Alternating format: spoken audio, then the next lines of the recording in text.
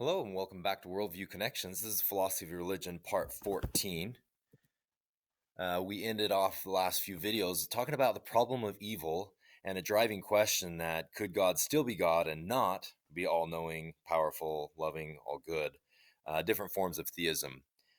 But also examining miracles and how to define a miracle and ending miracles on the note of immortality, eternal progression, well being, and power for conscious beings possible through science as well. But there's various theistic views on that as well. But today I want to talk about what happens after we die. We're going to start a few videos on this. So, the afterlife. First, the religious theories about the soul and mind. This is kind of a key component to this discussion. The concept of the soul, the spirit, and immortal essence of not only humans in some religions, but also animals and living things, plants, sometimes referred to as sentient beings. But the consciousness in specifically humans, does consciousness exist outside our physical bodies? For example, is there life after death, in other words? And here are pictures of Jesus's resurrection and the angels greeting him out of the tomb, and a view from inside the tomb. You can see the cross in the background, and his the linen is wrapped and folded on the inside the tomb. He's resurrected. The tomb is empty. So a big time Christian theme is the resurrection. We'll be talking more about different general ideas as well.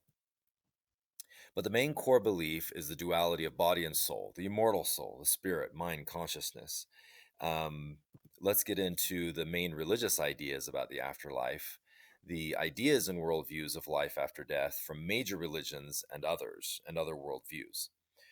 Christianity, Judaism, Islam, there are variations on these ideas within each religion. And then there's a series coming up about the diversity of religions. And you can't just oversimplify and throw them all in one lump. Even if you say Christian, there's not just one form of being a Christian. I realize that. But there's the spirit body duality mentioned, the resurrection. And then with that, there's a heaven and a hell concept. I won't be getting specifically too much into the Hinduism and Buddhism, but they go into reincarnation, but still dealing with various forms and views on the spirit and body. So there is still an eternal nature within humans in some form or other. Again, there are many variations on that, but there are also alternative worldviews. The spirit science, you could call it pseudoscience, parapsychology, things that people want to label things, but various forms of paganism, occultism, witchcraft, new age. And so we may mention some ideas from these worldviews as well. Atheism, of course, and materialism, no life after death.